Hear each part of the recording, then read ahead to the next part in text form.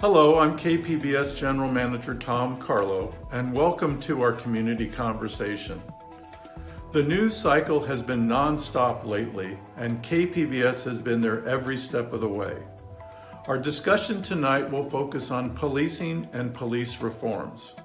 Our moderator will be KPBS investigative reporter Claire Trageser. Over the last few months, Claire has created and analyzed a database of 130 police shootings from different police departments. What we have found is that police shootings here are very rare, but there is a disproportionate number of police shootings of people of color. So tonight, it is your chance to discuss with us police reforms and things that have been implemented and your new ideas. But first, we want to take a moment and thank our generous sponsors that have made our conversation possible. And they are Rady Children's Hospital Auxiliary and California State University San Marcos. I would like to now introduce our partner in community conversations, the President and CEO of the National Conflict Resolution Center, Steve Dinkin. Thank you, Tom. My name is Steve Dinkin, President of the National Conflict Resolution Center. At NCRC, we take police reform very seriously. Over the past many years, NCRC has held a series of community dialogues between police officers, sheriff deputies, and members of the community where they've had an opportunity to hear each other's perspective. And based on those discussions, NCRC has developed a training for law enforcement called Tactical Communication, Navigating Through Cultural Differences. To learn more about that training, please go to our website at ncrconline.com. Well, tonight during the panel discussion, please feel free to post your comments and questions. And following the panel discussion, NCRC invites you to a more in-depth community conversation where you can talk with other community members about police reform. You'll learn more about this discussion during the panel. Well, thank you for being here tonight, and now enjoy the panel discussion.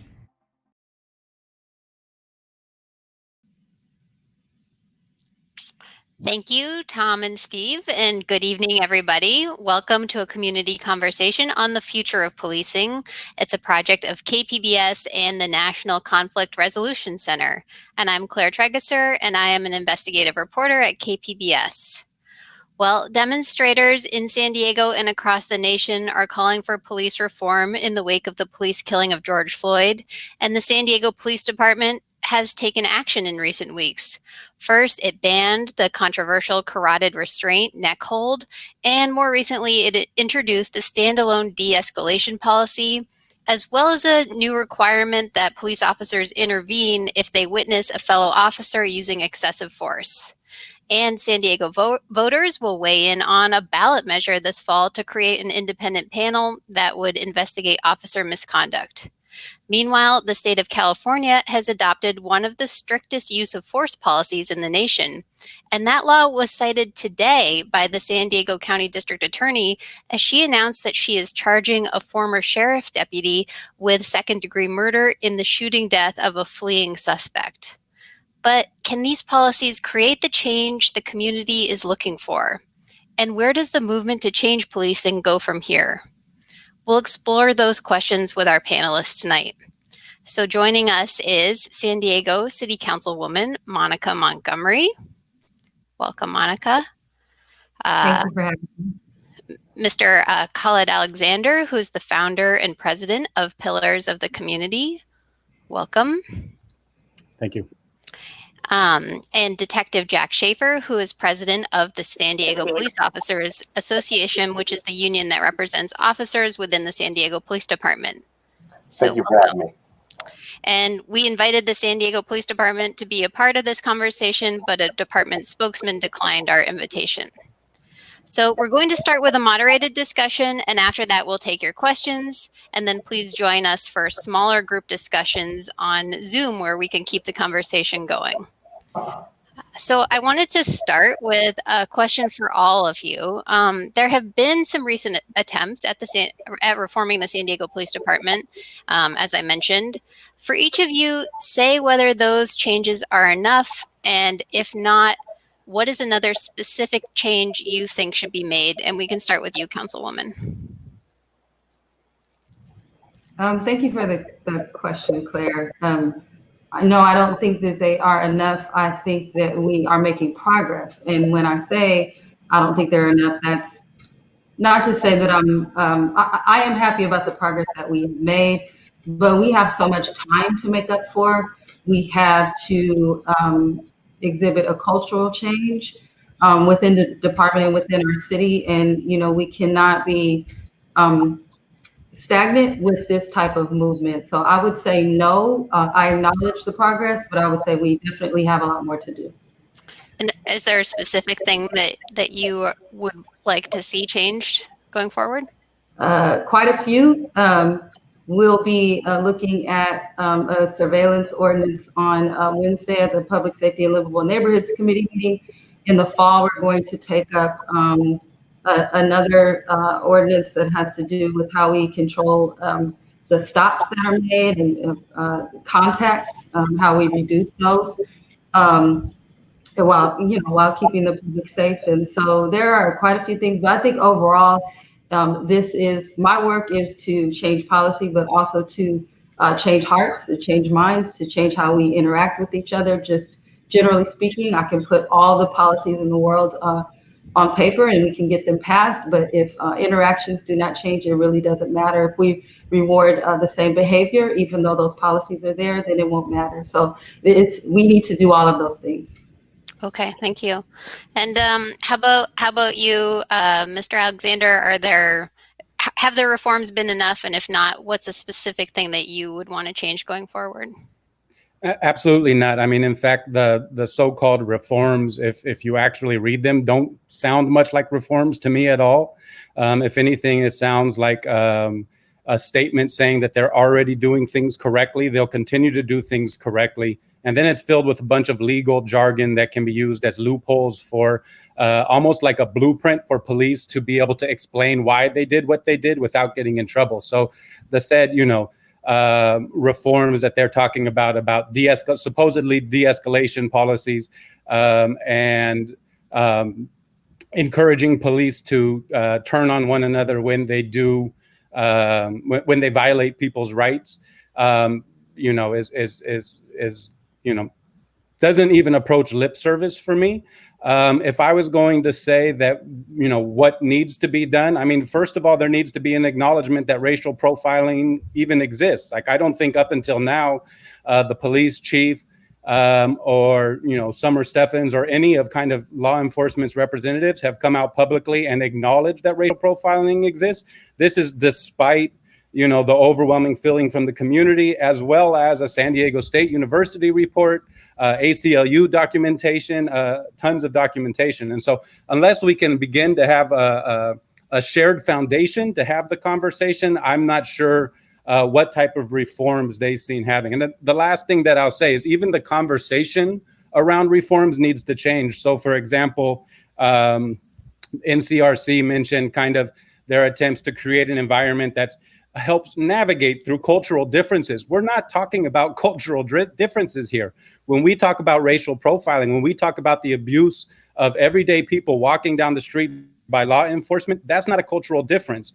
If people in La Jolla, if people in largely white and affluent communities were treated the same way that community members in Southeast San Diego were treated, I don't think anybody would dismiss it as a cultural difference. Nobody likes being molested by police. Nobody likes being misspoken to by police. Nobody likes being disrespected by police. Nobody likes being hassled by police. So it's not a cultural conversation. It's that there has to be a stop to the culture of law enforcement to take advantage of and disrespect Black and brown people in our communities.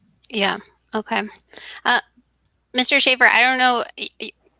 Do you want to first just start by saying if you feel like these changes have been enough, and if there are changes that you see that you want to be made or that the police officers you represent want to be made? Well, I don't think it's ever really enough. I think if we're not striving to get better, we're going to end up falling behind. So I agree with both the previous speakers that we need to look at things that can actually work, try to implement the things that have been successful in other places, But my opinion is that if we're not always trying to find the better way to do things, that we'll be stuck back in 1950s, and we don't want to be there. You know what I mean? So I feel fortunate that to be a member of the San Diego Police Department, because we have been pretty progressive in doing a lot of things, probably leading the country in a lot of things. But that doesn't mean that we're by any means perfect, and we do have a lot of work to do. And I think having some of these discussions can lead to some of those revelations that might lead to maybe the next best way of doing things. Is there a specific thing that you think of that, you would like to see changed? Yeah, I can't think of one thing off the top of my head, but I've heard a lot of really good ideas from community members and others. Okay. Weeks. Well, Councilwoman Montgomery, the move to defund policing is continuing to spread across the country. And recently you were criticized by some community members for voting in favor of a city budget that did not include a $100 million cut to police funding, but you've asked for an independent analysis of police funding. So what specifically do you think could be cut from the police budget? And do you think you could get those cuts passed by the council and the mayor? Claire, that's exactly why I asked for that deep dive into the police budget, which is something that the city has not done. And so I believe in diverting and reallocating resources to further causes that really keep us safe. I do believe in a law enforcement component, maybe not in exactly the way that it serves now, but I also believe that we do spend too much on this type of public safety. And I think there are so many other mechanisms that can keep us safe. I have a constituent that is having some issues in her neighborhood, but she doesn't want her son to be profiled. So she doesn't want to call the police. And so we have community members that can step in situations like that will keep everyone safe. And so those are the types of things we're looking into, developing a plan for that. Ask for the deep dive into the police department, because really, I still don't know where everything goes. And in order for me to make the decisions, the thoughtful decisions that I think my community deserves, I need to have that information. On top of that, council did recently, when we passed the appropriations ordinance, we did set aside about $29 million to be reviewed at the mid-year. And so that gives us an opportunity and some time to get the information that we need so we can have an impactful, make an impactful decision. Mr. Alexander, I know you and other activists have called for abolishing the police department entirely and starting over, hiring new officers with new policies. So would smaller cuts to the department, would that satisfy you? Oh, don't forget to unmute yourself. It wouldn't satisfy me, but it would be a nice appetizer. I mean, I'm not at all opposed to reform on the road towards abolition. If you look at the amount of money that the police are getting, I think it's San Diego City alone is something close to $600 million. I have no problem with taking some of that $600 million and putting it into programs that will actually work towards preventing crime, as opposed to putting it into a police department whose, basically sole responsibility is reacting to crime. So unless we take a more proactive approach by investing into communities, I don't think we'll ever get to the area of abolition. And I think the more that we invest in communities, the less crime we'll have. And the less crime we have, the less the majority of people will see a need or a use for police officers. Okay. Mr. Schaeffer, the analysis that we referenced at the start of this that I did was of local police department records, and it showed that police, when they use force on a suspect, if the suspect is a person of color, they're more likely to shoot than if the suspect is white. How would you explain this disparity? Well, it's pretty complex, but mostly uses of force are not dictated usually by the officers, or dictated by the person that's being contacted with the subject. We react to whatever is done in front of us, and I think that I think they mentioned it earlier, but it's pretty rare that any force at all is used, especially using a firearm. Especially when you compare it to how many contacts we have per year of people. But again, the officers can only react to whatever's put in front of them. Everybody, we have we give commands, we tell people what to do to not make us need to use force. But sometimes they don't do that, and then we have to do what we need to do to effect an arrest or do whatever else we need to do. Councilmember Montgomery, does that explanation satisfy you? Here's what I know. I know that officers tell me that they are told to treat people that are in north of the 8 different than south of the 8. That's what I know. And those are from people who are on the ground. And so it goes back to what I said, which is, how do we interact with each other? We live in America. Law enforcement started off as slave patrol. So when Mr. Alexander talks about an acknowledgement of racism, this is what we are talking about. That, people of color are treated differently, even when those commands are made, even when there is, a behavior shift in the contact. I am not satisfied with it. Jack and I have had these conversations. I've seen it, I lived it, and I've also been told by officers that this is what goes on the inside. So I think that definitely needs to change, that everyone should be treated the same. And that's, again, we have 400 years to make up for, and we have a foundation of our law enforcement that is rooted in that type of racism. And so we do have to talk about that for sure. And there needs to be an admission of that. When you have those conversations, is it a training issue? Is it what are the things that you're looking for to address that disparity? I am looking for resolution and understanding. Training, I'm never going to say we don't need training, but this really is a matter of the heart and the way we see each other. When we do talk about like a place like Camden, who dismantled their department and built it back up over a period of time, probably what they were doing when they were building it back up is assessing these types of things, these types of biases.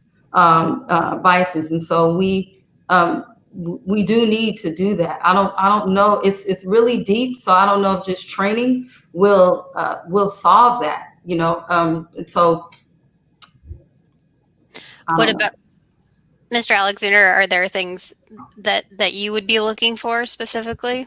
Well, I mean, with all due respect to Jack, I mean, just the language that he's saying to put the onus on the victim of police violence, that violence that has been perpetrated against them is somehow their fault, is exactly why there's such a disconnect between the community itself and police officers. Somebody with a gun, somebody with taser, somebody with pepper spray, somebody who has absolute power to do whatever they want to you, that's the person who needs to be held accountable for the violence, not the person who the violence is being perpetrated against. And I think it's just an example that, the police aren't interested in reform. What they're interested in is the freedom to act with impunity, to be able to do whatever they want to our community members and have nobody question it. The misnomer of police unions, or the fact that you have police unions whose job is to represent police officers and to fight for police officers who molest people in searches, who abuse people physically, who abuse people mentally, who abuse people verbally, and their job is to advocate for them to stay in the police department, is a perfect example of how severe and how problematic the entire system is. And so that's when people like me and other people look at the police department, we say, look, how can we even begin to have a conversation if our humanity and our ability to say, hey, we're being victimized here, isn't even recognized by the people who are perpetrating that violence? Mr. Schaeffer, do you want to respond to that? Well, I mean, yeah, I think that the issue is, and I've heard the narrative basically that the unions are bad because we're trying to protect people, and I don't see it really as that. I think people like me and unions can actually be part of the solution, in that we're nobody wants to get rid of people that aren't doing the right thing more than people that are doing the right thing, right? As far as police officers. But our job is just to make sure that they have due process just like anybody else. It doesn't mean that we're trying to save them on the job. It's very different. The reality is very different than that. But I have a job to do, but all it is to make sure that just like any American, that people get their due process. But that said, I think that when there is a problem officer, they need to be dealt with. Absolutely. But what do you think about the idea of, asking police to recognize and sort of apologize for, some of the racial disparities that we've seen in the past as a way to build trust with the community going forward? I don't think I know enough about that whole picture to really respond to it well. Okay. Yeah, I'm not sure about apologizing and all that. A different question for you. Police officers have said that they didn't sign up. Some police officers have said they didn't sign up to be social workers or mental health professionals. So are there some responsibilities that could be shifted to other city workers who may be better equipped to handle those tasks? Gosh, for at least 4 years, but that we get a lot of stuff, us police officers get a lot of stuff thrown on our laps, things that aren't necessarily what we're best at. And part of that is like there's just been a huge, homelessness problem, mental health, problems within San Diego, that there are probably other people that could probably do as good or better of a job. Now, of course, they need to be safe also, so there's probably a law enforcement element to it. But it seems like whenever there's something going on in society, it always ends up being given to the police officers. And I think some of that should be diverted, to people that might be like in social workers or clinicians and things like that for special issues. And Councilmember Montgomery, is that something that you would also be looking at as you're looking at the budget and going forward? Yeah, that's something that we're looking at. It doesn't negate the responsibility, I think, of law enforcement to admit to a systemic racist structure that they are a part of. In other areas, we are all a part of that because, again, like I said, this is America. So it doesn't negate that at all. I think that I know that I would still want healthy relationships between community members and officers. And that will not go away by only saying we're going to take these funds and give it to folks who work specifically with our unsheltered brothers and sisters or folks who are suffering with any kind of mental health issues. I want to do that. I think that is a better use, but I also don't want to do that and forego the other responsibilities of law enforcement.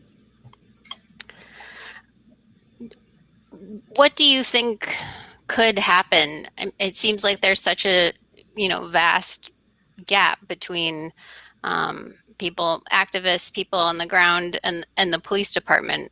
Are there things that we can do to try and repair that relationship? And yeah, I think this community conversation is a start, but again, it goes back to the core. This is when there is not an admission that we're not even dealing with individual racism yet. We're not even dealing with that. But when there is not an admission of a structure being a part of a racist system and perpetuating that system, then it's hard to start anywhere.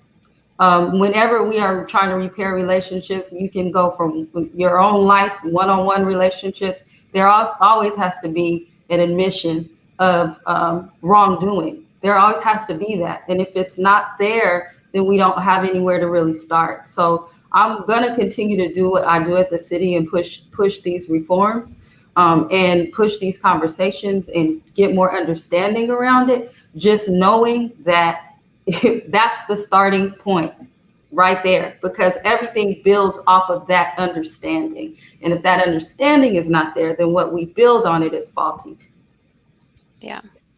Mr. Alexander, Pillars of the Community is part of a coalition that's pushing to end pretext stops and consent searches. Can you explain what those are and why you feel like those should be banned?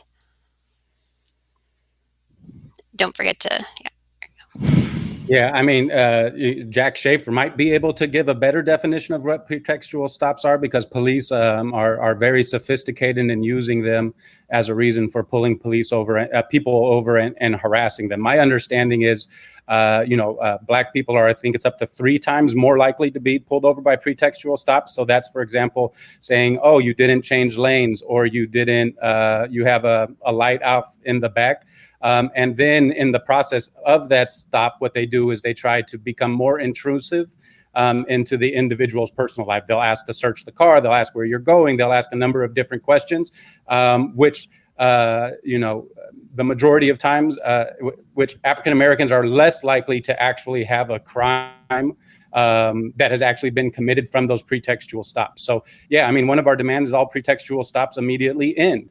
The district attorney of San Francisco, he's gone so far as to say, hey, when we look at the numbers that show that Black people are pulled over and harassed by pretextual stops more than anybody else, more than white people, more than others, and then Latinos are also being targeted by these things. You can't look at those systems and not say that it's racist. And so because of it's racist, he said that I'm not going to prosecute crimes that were found based off of a pretextual stop. Because unless from the top up, unless we have district attorneys that refuse to prosecute people that are based off of racist practices, it's going to continue to be an issue. So for us, pretextual stops mean coming up with excuse to pull people over and harass them. Jack was a part of a notorious, my understanding was a part of a kind of a notorious department of the police, the gang suppression unit. Gang suppression unit are the ones who are most kind of subject to that things where they pull people over and then they ask them, are you a documented gang member? Are you a gang member? Do you have any tattoos? So the reason for being pulled over in the first place, although you can come, it's kind of like, let's make up an excuse to pull them over and then use that to be intrusive and to kind of violate them and target them as minorities. And the reason they're able to get away with that is because there's no accountability. There's no accountability from the district attorney. There's no accountability from elected officials. There's no accountability from the community. So ceasing pretextual stops would be a good way to move towards and admitting that racial profiling and racism exists, apologizing for the harm has done. Those are both good steps towards creating an environment where a dialogue can begin. Until those things happen, how can we even have a conversation when Jack says he doesn't have enough information to apologize for the racist policies and practices of the police department? All right. Well, Mr. Schaeffer, do you want to? Is that a accurate description of what those stops are, or how do you want to respond to that? I mean, that's an accurate description of the perception of some people in the public. It's not accurate as far as factually what a pretext stop is. A pretext stop would be finding probable cause. Somebody does something wrong in a vehicle. Maybe that vehicle matches the description of something like a violent crime, and you find out who's in the vehicle besides stopping them. You know, when I was working as a detective in the gang unit, as Mr. Alexander mentioned, part of what we did was we would get a violent crime and we'd have a suspect description. If somebody made a stop, it seems to be prudent as a police officer that you'd want to find out if that car or the people inside it matched the description of a violent crime. That's how a lot of crimes get solved. San Diego Police Department solves about 90% of our murders. You compare that to most big cities. And some of the big cities in America are solving about 20%, 25% of their murders.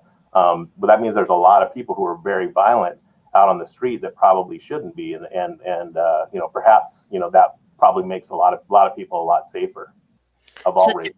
It sounds like that's not something you'd be willing to stop doing. Let's be clear, because a lot of times people mix it up with racial profiling. Okay, stopping. I had I'm part of the cab commission, and I had people talking about it like it was stopping somebody for being a race, stopping somebody for being Black. That's not a pretext stop. That's racism. If that is happening, that shouldn't be happening, and that needs to be taken care of and handled. But a pretext stop has very little. The only thing that race has to do with a pretext stop is a description of a crime. Okay. I wanted to read a quote from a former New Jersey police chief, and he was quoted as saying, "Within a police department, culture eats policy for breakfast. You can have a perfectly worded policy, but it's meaningless if it just exists on paper." So this is a question for all of you, and we can start with you again, Councilmember Montgomery. How do we begin to change attitudes and culture within a department, specifically around use of force?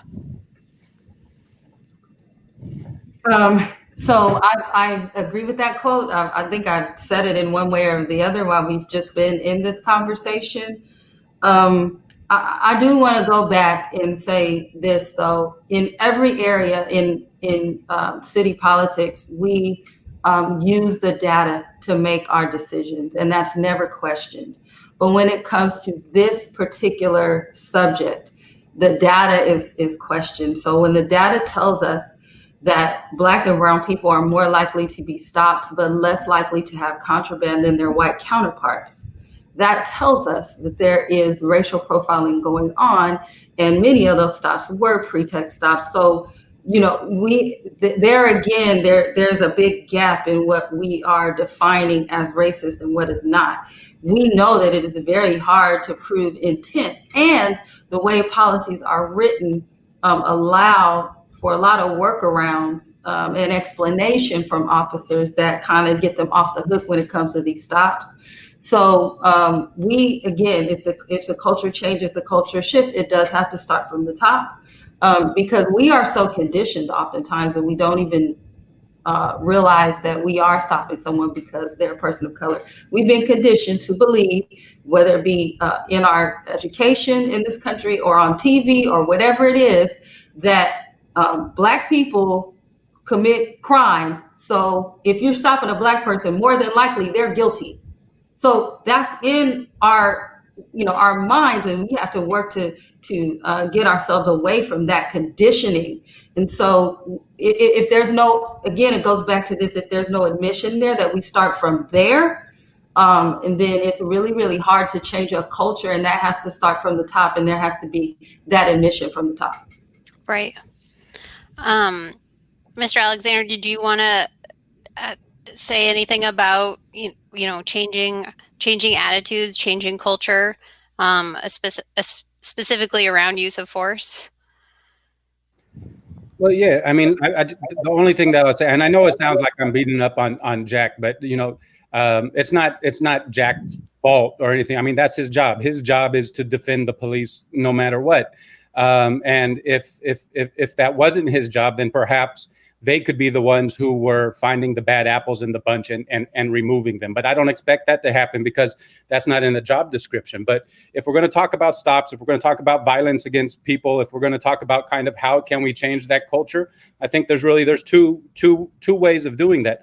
One is we have to address the racism that Councilwoman Montgomery did a very good job at breaking down and explaining. That's a long process. It takes a long time to get rid of the preconceived notions in our minds that Black people are dangerous, that Black people are criminals, that Black people are gang members, that Black people deserve to be pulled over because, more than likely they're guilty of something. That's going to take a long time. But the second reason why these things are able to happen is because they can get away with it. And that's not necessarily their fault either. Like if they've been trained to do something, if they've been trained to pull people over in a certain area, if they've been trained to pull people over who match a description, if they've been trained to do all of the things, that's not necessarily their fault. So we have to begin to look to see, well, who are the people who allow these things to happen? Who are the people who, despite the community's cries of racial profiling, despite the statistics and the studies that say racial profiling exists, despite all of those things, have yet to actually be able to stop in and rein in the police departments that they are the ones who fund. So when I say that the elected officials fund the police departments, that's also kind of disingenuous because it's my money. It's our tax-paying money. It's the money from overtime that police are doing for policing our neighborhoods without living in our neighborhoods. It's the money that I'm paying that's going to fund the oppression that's happening on the people that I love and that I care about. And so we have to begin to talk about accountability. The measures that we talked about that the police came out with recently, there's nothing in there about accountability. There's nothing in there about, okay, well, when this doesn't happen, what are the consequences going to be? So there need to be consequences for bad policing. There need to be consequences for lack of customer service, for lack of a better idea. If someone from Starbucks or someone from Subway were to treat me the way that the police officers treat people every day in Southeast San Diego, there would be so many complaints and that person would be fired immediately. But because we have unions, because we have people who fight strongly for police to be able to act with impunity, it's very difficult to hold them accountable. But that has to change. That culture of not holding police accountable has to change. And so accountability, I think, is the number one thing to do in order to stop that. I do want to make sure we leave time for some audience questions. We've already got some coming in. First, I just wanted to show this quick video. It's about 1 minute long, and it shows you how you can look through the records that we've posted on kpbs.org. It's at kpbs.org/police files. So here's a very quick video. Hi, I'm KPBS reporter Claire Trageser. KPBS has built a database where you can look up internal police records and videos. To find it, go to kpbs.org/police files. There you can see our analysis of the cases that have been released so far. Then click on Search the Database. There you can see files by each department. Click on one and it will show you all the available records. Or you can search by a specific officer name, date, or location. Once you have the case you want, you can click on View Document to read the case files yourself. If video is available, you can click on View Videos. You can also look at our map and click on cases to see the records there. If you have questions, you can email us at investigations@kpbs.org. Thank you. All right, so let's go to some questions from Facebook. And the first is, what is the San Diego policy on ending qualified immunity? And I think maybe Mr. Schaeffer, would you be the right person for that one, or Councilwoman Montgomery?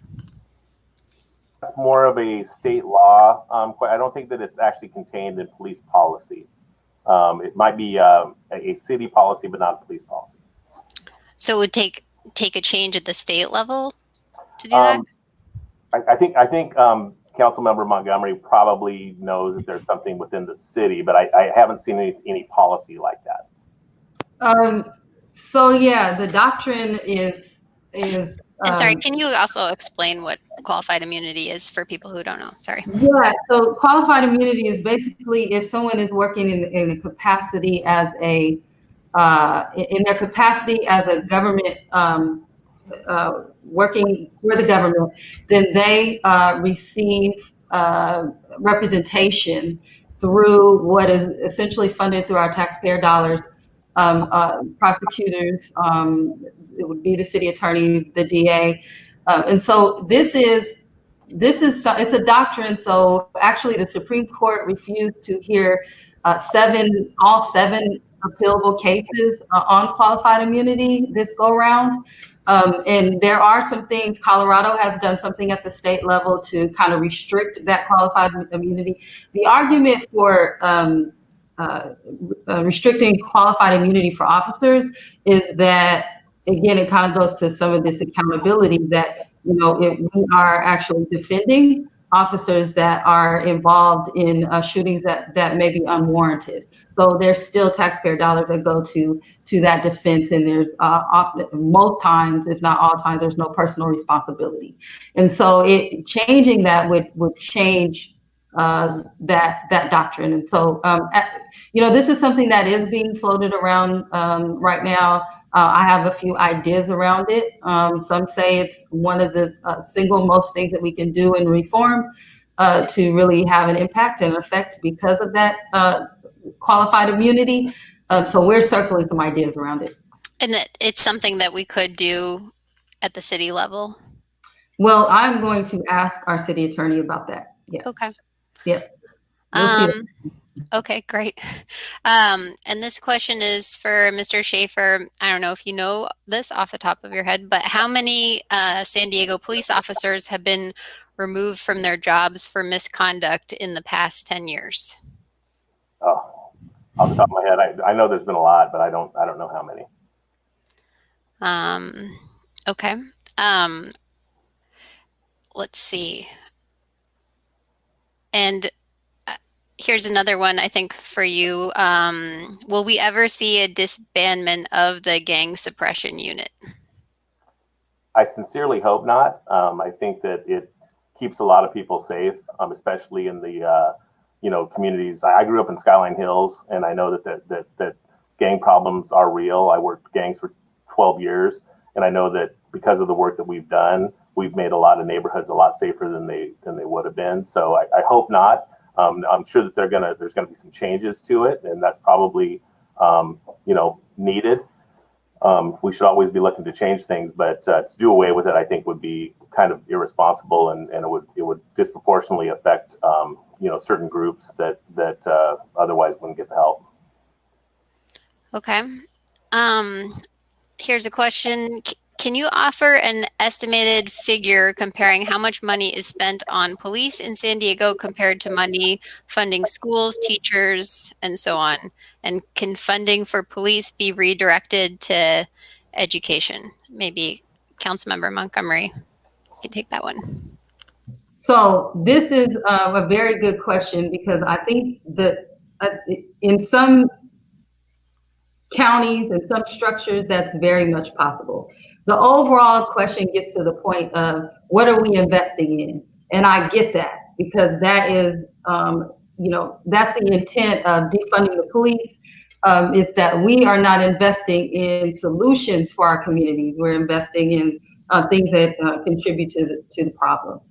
I cannot take in a city budget money from our city budget and necessarily hand it over to our San Diego Unified School District. I cannot do that. Our lane is land use, which can be quite boring, economic opportunity, policing, and all the other services that we offer with regard to homelessness, housing. But the idea, though, is still one that I don't think we should throw away the question because of a procedural issue. I think it gets to the intent of what we're talking about, which is, what do we actually invest in? And we need to look at that overall and reimagine how we spend taxpayer dollars. Okay. Where can we find police training requirements for our city? And I don't know if that's meaning, look at what police officers are trained on specifically. Mr. Schaeffer, is that something you can answer? Is dictated by POST, which is Police Officer Standards and Training. We also have a training manual, and I don't know where that's found. I have a copy of it, but I'm sure that it's available for people to see. Yeah, I think the police department posts all of its procedures and policies online. So maybe if whoever asked that question, look at my Twitter feed after this, and I'll post where you can find it. Okay, I think we have time for maybe one more question. So let's see. Mr. Schaeffer, you sort of addressed this already, but what do you believe is the reason for Black and brown folks who are being disproportionately pulled over, harassed, and arrested? I mean, I think there's probably a lot that goes into that. Probably, who are the victims of crimes in San Diego? Because generally we're going to be going based on data, based on who are being victimized, who are described suspects, and things like that. I think it's a lot more than just numbers. I think it's something that we need to definitely pay attention to and figure out why this is going on. It's probably way above my intelligence level to figure out all those numbers and crunch them and all that stuff. But I'm sure there's smart people out there that can figure out ways that we can make things better. Okay. Well, thank you to all of you. Thanks to everyone for joining us. I want to remind the audience that this discussion isn't over. So we're having a community circle happening now on Zoom, led by Ashley McGuire and a team of facilitators from the National Conflict Resolution Center.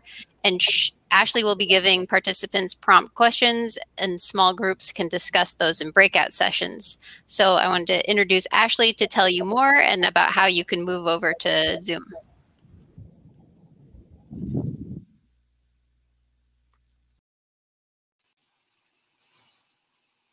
Thank you so much again to our panelists, Monica Montgomery, Khalid Alexander, and Jack Schaeffer. And thanks to Claire Trageser for moderating this discussion. Definitely has given us a lot to think about. And you're right, the conversation is not over. Each of us has our own connection to this topic, and we benefit as a community when all voices can be part of this conversation. So I'd like to invite you over to the second part of the event today, where you can share your thoughts, reflections, and personal perspectives on police reform in San Diego. Join me and a wonderful team of facilitators from the National Conflict Resolution Center in a Zoom gathering by clicking the bit.ly link in the comment box. You can also type it into your browser. The address is https://bit.ly/police_reform_conversation. So that's bit.ly police reform conversation. Your voice, your experience, and your wisdom matters, and you're invited to continue the conversation. Since comments are flowing, if you don't see the link, just comment and let us know, and we'll repost the link again. I'll see you there.